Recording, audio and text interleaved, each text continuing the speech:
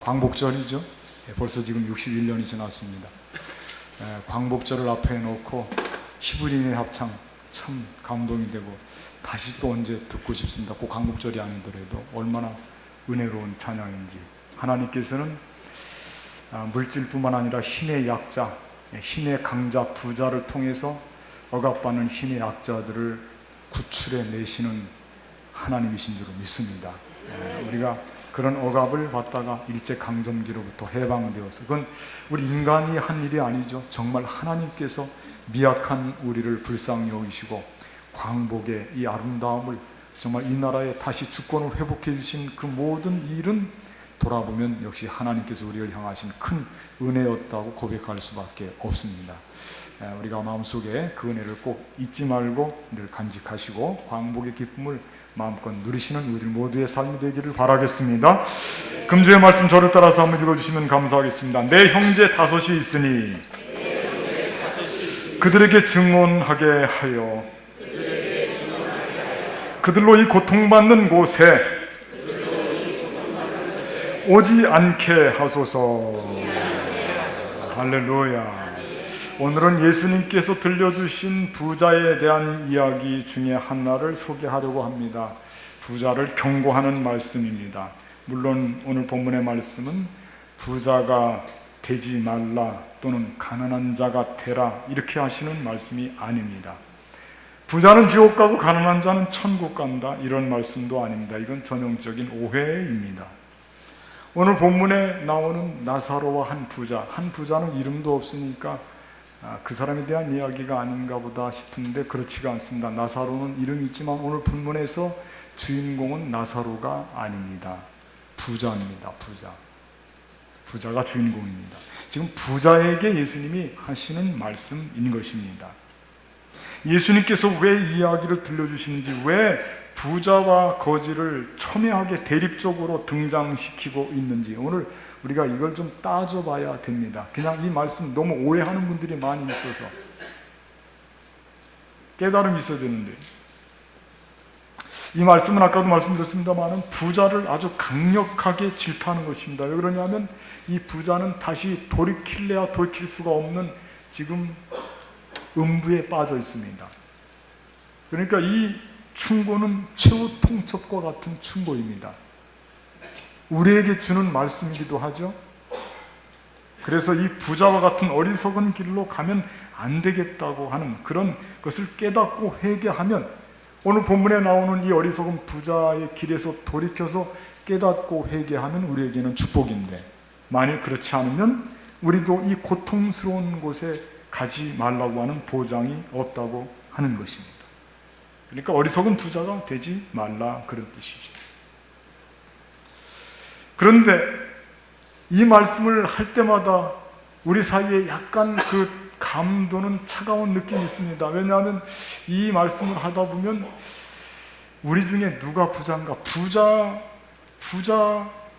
갑자기 가난해집니다. 우리가 부자인가 이렇게 물어보게 되면 우리 중에 부자가 아무도 없는 것 같아요. 이 나에게 해당되는 말씀이라고 생각할 수가 없는 거죠. 가난한 사람은 진짜 가난하다고 하고, 약간 여유가 있는 사람은 나는 아직 중산층도 못 된다고 하고, 그래도 아파트며 승용차며 억대 연봉이며 이런 사람들, 내가 무슨 부자냐, 나보다 부자가 얼마나 많은데, 부자의 기준이 없죠. 그러니까 이런 말씀들은 허공에 뜰 수가 있어요. 왜냐하면 서로가 다 자기가 부자가 아니라고 하니까. 그래서 제가 한번 이 말씀을 한 부자에다가 대입을 해봤습니다. 한 사람에게, 한 바리새인, 그러면 어떨지. 아니 그렇게 하지 말고 이 한 사람에다가 나를 대입해보면 어떨지. 여러분들 오늘만큼은요, 여러분들 모두가요, 가난하다고 생각하지 말고 부자라고 생각을 해보십시오. 그럼 이 말씀은 나에게 주시는 말씀이 될 것입니다. 이 말씀이 나에게 주시는 말씀이 돼야 돼요.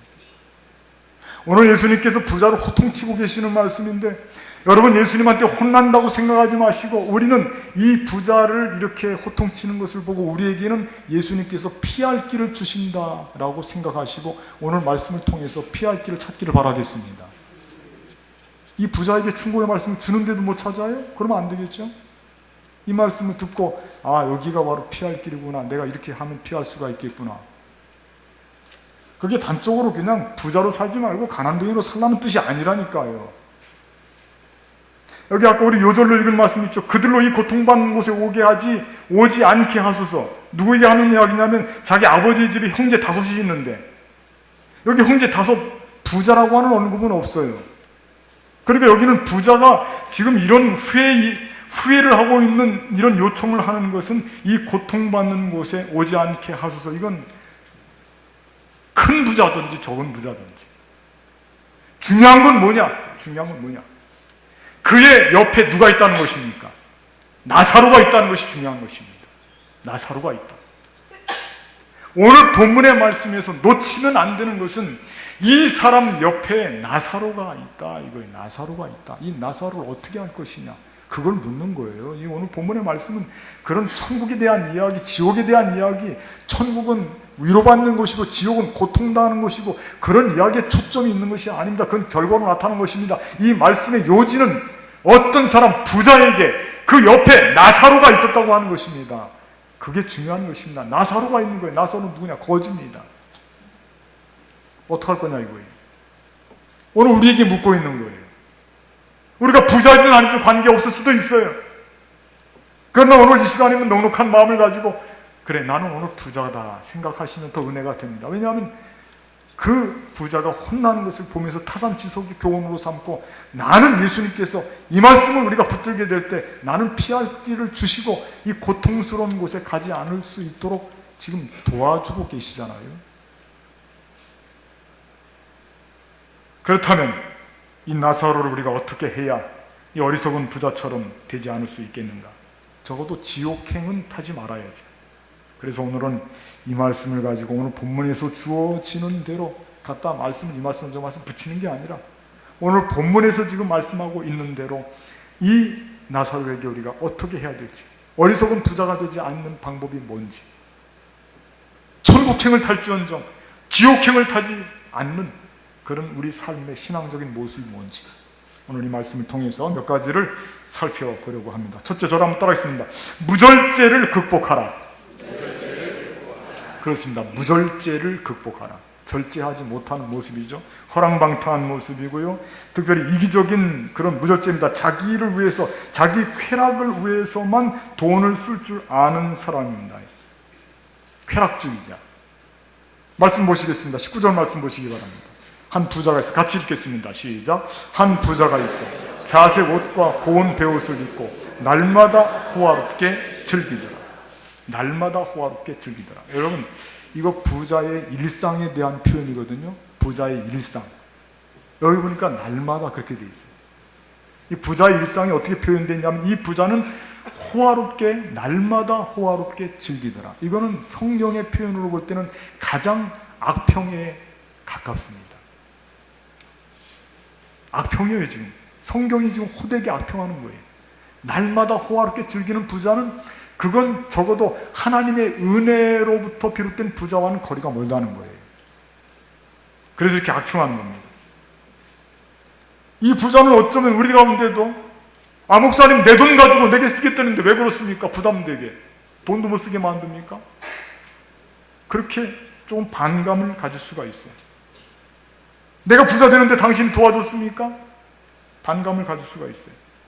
그런데 여러분, 정말 부자가 된다면요, 자신이 부자가 되는 것이 하나님의 은혜와 관계가 있어서 부자가 되는 그런 부자가 아름다운 부자지. 여러분들 중에 혹시 삶의 여유가 있는 분들은 그냥 무조건 하나님의 은혜입니다 이렇게 고백하면 그게 은혜인 줄로 믿습니다. 그렇게 고백하세요. 내가 땀 많이 흘렸다고 나를 드러내지 말고요, 내가 기가 막힌 아이디어가 있고 머리가 비상해서 나는 부자가 됐다고 의시되지 말고 하나님의 은혜로 제가 물질 축복을 받게 되었습니다. 그런데 오늘 여기 말씀에 나오는 이런 사람은 악평을 받는 사람은, 여러분 부자가 많이 있는데 어떤 사람들은 가난한 사람들 틈바구니에 있는 부자라 하더라도 칭찬을 받는 부자가 있고 모범이 되는 부자가 있고 우러러보는 부자가 있고요, 이렇게 악평을 받는 부자가 있어요. 악평 받는 부자가 돼서는 안 되겠죠. 성경에 보니까 부자를 소개하고 있는데 성경에서 동방에서 가장 큰 부자의 축에 속하는 사람 한 사람이 나옵니다. 그는 의인입니다. 누구냐면 욥이라고 하는 사람입니다. 욥은 대단한 부자였어요.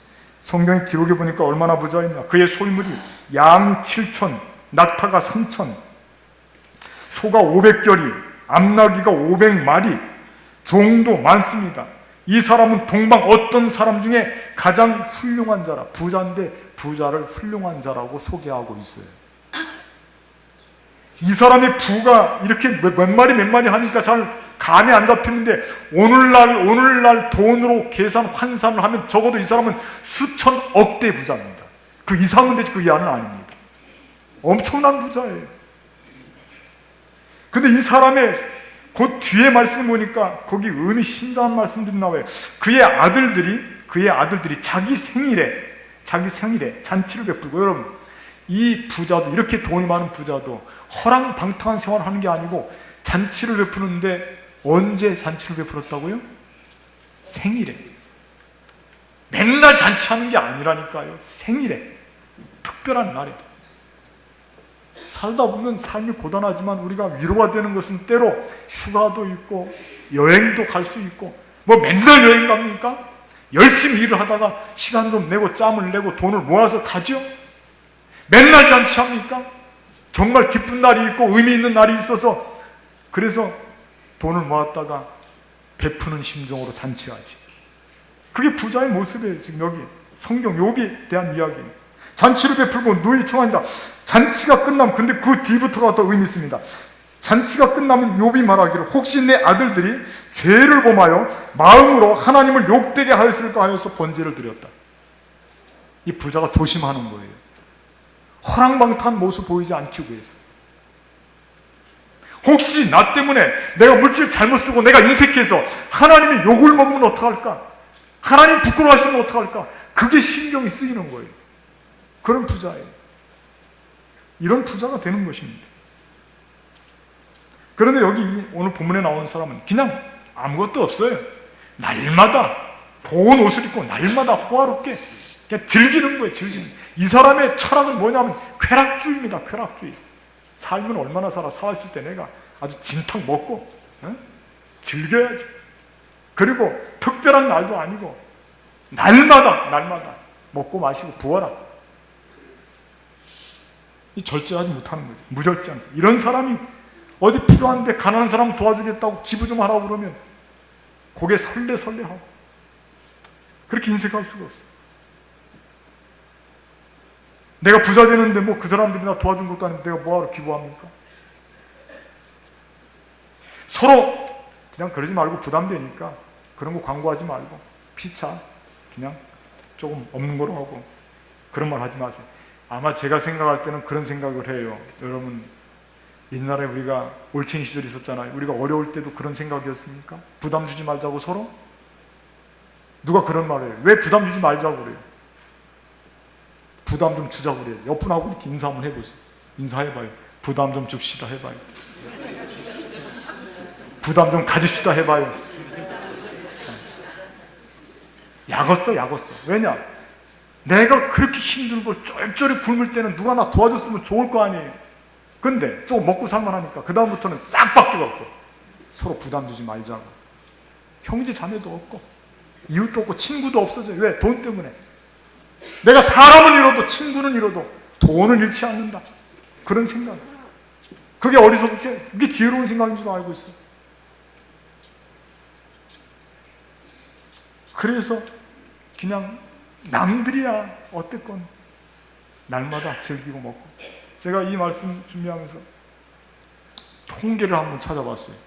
술이 비싼 술이 얼마쯤 되는가 한번 찾아봤어요. 나 술 비싼 거 비싸더라고요.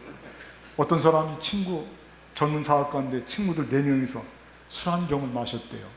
근데 그 술 한 병을 그 양조장에 가서 마셨대. 그것도 양조장에 가서 마셨는데 그 술 한 병의 가격이 뭐 술 한 병 마시는데 몇 시간 걸렸겠습니까? 4명이서 마셨는데. 얼마? 이런 이야기 하려니까 목이 막힙니다 지금. 그 술 한 병의 가격이 7천만 원이래. 7천만 원. 우리 뭐 강남에 어디 제가 별의별 데 다 찾아봤네. 그랬더니 그 사람들 표현이 뭐 강남에 물 좋은 데래. 물 좋은 데. 아, 참말로 그러는 거 제가 목사가 표현하기 조금 약간 난감한 표현들이 많이 있더라고요. 그러면서 뭐 보니까 뭐 몇백만 원짜리 하루 밤에 술 마시는데 뭐 엄청나. 그런데 그거하고 비교가 안 될 정도. 7천만 원, 7천만 원. 그 술의 이름이 뭐냐면 달모아 하일랜드? 들어봤어요? 달모아 하일랜드 무슨 달을 모아? 그런데 제가 더 놀랐습니다. 한 병에 1억짜리 술이 있답니다. 1억짜리. 근데 그 술을 누가 갖고 있냐면 우리나라 사람이 그 술을 1억에 샀답니다. 그 술 이름이 더 맥갈렌이라는 술이랍니다. 외우지 마세요. 그걸 사지 못하니까.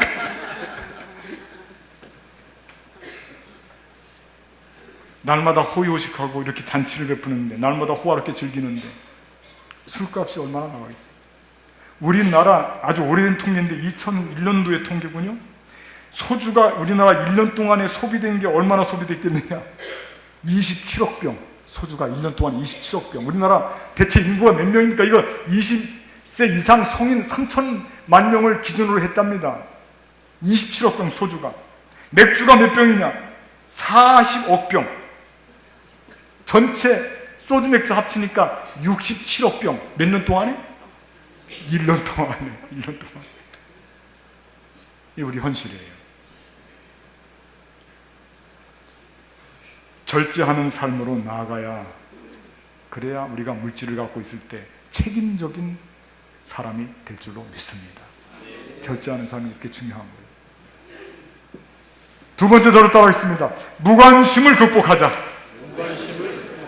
20절부터 좀 읽어보겠습니다. 20절부터. 그런데 21절까지 시작. 그런데 나사로라 이름하는 한 거지가 헌데투성이로 그의 대문 앞에 버려진 채 그 부자의 상에서 떨어지는 것으로 배불리려 하며 심지어 개들이 와서 그 헌데를 할더라. 아멘. 여기 보니까 이 나사로는 거지거든요. 나사로의 이름의 뜻은 하나님이 도우시는 자라는 뜻입니다. 그런데 안타깝게도 하나님이 도우시는 자인데 아무도 도와주는 사람이 없어요. 어쩌면 하나님께서 하나님이 도우시기 위해서 부요한 사람 옆에다가 놨는지도 몰라요. 그런데 안타깝게도 이 거지는, 말씀 보니까 아주 중요한 단서가 하나 잡히는데, 거지가 헌데투성이로 그의 대문 앞에 어떻게 되어 있습니까?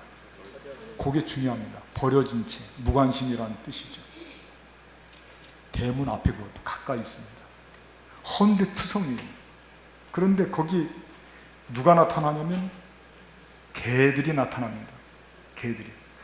부자의 상에서 떨어지는 것으로 배불리려 하며, 이 말씀도 오해를 많이 해요. 여러분, 이 부자가 그래도 조금 떨어지는 부스러기 좋습니까? 안 좋습니까? 오해하지 말라니까요. 그렇게 하려고 했다는 것 뿐이에요. 지금 어디 줬다는 말씀이 나와 있지가 않습니다. 중요한 말씀이에요. 부자의 상에 떨어지는 것으로 배불리려 하며 누가 왔습니까? 부자가 왔습니까? 개가 왔습니까? 개들이 왔습니까? 따져보자 이거야. 뭐 따져보자. 어떤 사람들은 이 대목에서 많이 오해를 합니다. 개들이 와서 헌데를 한다 그러니까 부자가 위로해주지 못하니까 개에게 위로를 받는구나. 그렇게 엉터리 생각을, 항상 우리만의 감정을 가지고 접근하는 분들이 있는데 그거는 아니죠. 왜냐? 여기 개들이 무슨 애완용입니까? 개들이 뭐에 민감합니까? 헌데가 투성인데 냄새에 민감하죠. 이 개들은 솔직히 정말 사실적으로 보면 냄새 킁킁거리고 온 거에 지금 거지가 쓰러져서 지금 버려졌어요. 움직이는지 안 움직이는지, 어떤 예민한 사람들 이 사람이 죽었는지 안 죽었는지 지금 호흡이 있는지를 살펴볼 판이에요. 위기입니다. 개들이 모여온 거예요. 지금 개들이 애완견이 아니에요. 지금 어쩌면 이 개들과 이 거지는 긴장관계가 있어요. 먹을 것이 나타나면 개들이 으리렁거릴 수도 있습니다. 그만큼 지금 위급한 상태예요. 그런데 버려진 거예요. 관심을 갖지 않고 있다 이거예요.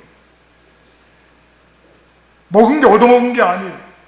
그런데 우리에게 충격적인 말씀은, 이 말씀이 진행되는데 보십시오. 그 다음 구절을 보면 이 말씀이 얼마나 안타까운 말씀인지. 이런 상태에서 22절 말씀 보십시오. 이에 그 거지가 어떻게 했습니까? 고개를 들어보시오. 여러분들이 이 말씀 이렇게 생각하면 안 돼요. 이랬다가 그래도 거지를 그래도 부자가 뭐 조금 많이 도와주진 못했지만은 부스러기 조금씩 주면서 그렇게 살다가 죽었나 보다. 누가 그렇게 해석하래요. 이 말씀이 연결에 간격이 없어요. 간격이. 말씀 보십시오. 거기 보십시오. 보니까 심지어 개들이 와서 그 헌대를 할더라. 이에 그 거지가 죽었어요. 얻어먹었습니까? 못 얻어먹었습니까? 못 얻어먹은 게 더 가깝잖아요.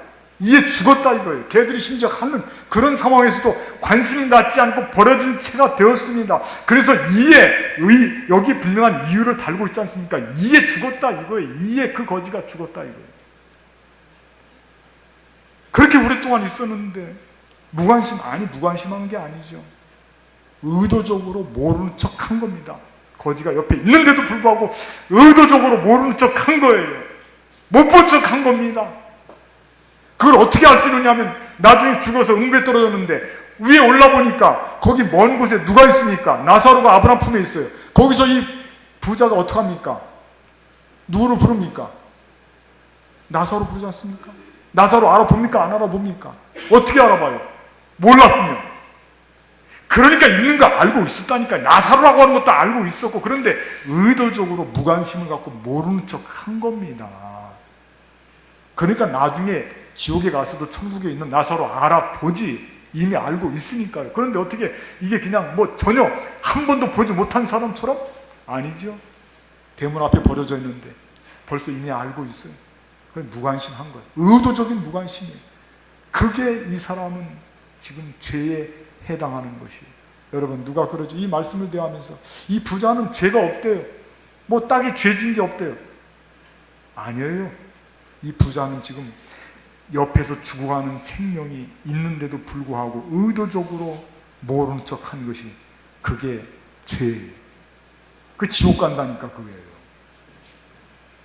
중요한 말씀이에요. 지금 제가 중요한 말씀 듣는 거예요. 의도적으로 눈 감지 마십시오. 마음이 동하면, 성령께서 우리 마음에 감동을 주시면 의도적으로 피하지 마십시오. 그거는 죄와 가까운 것입니다. 예수님께서 누가복음 10장에 들려주신 말씀 아시죠, 여러분들? 선한 사마리아 사람 비유, 강도 만난 사람, 그 말씀이 어떻게 나왔는지 그 동기를 알아야 돼요. 어떤 율법학자가, 바리새인, 오늘 말씀도 바리새인에게 주는 말씀이에요. 율법학자가 물어본 거예요. 예수님께. 뭐라고 물어봤냐면, 예수님, 어떻게 해야 영생을 얻을 수 있습니까? 그 천국에 대한 질문이, 내가 어떻게 해야 천국에 갈 수 있느냐 이거예요. 그때 예수님께서 뭐라고 말씀하시냐면, 이웃을 사랑하라. 그러니까 이 율법학자가 잘난 척 하려고 이웃이 누구니까 물어본 거예요. 그때 예수님께서 전해주신 말씀이 선한 사마리아 사람의 비유의 말씀입니다.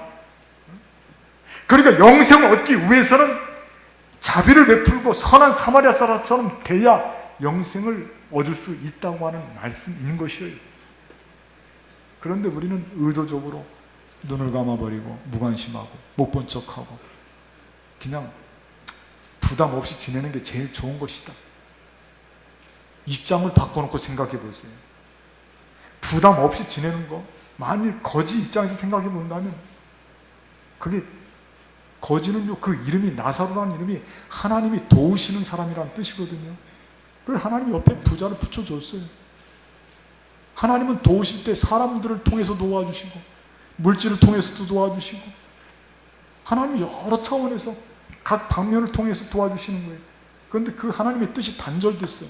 왜? 이 부자가 무관심으로 죽어가는 사람을 가만 방치했기 때문에.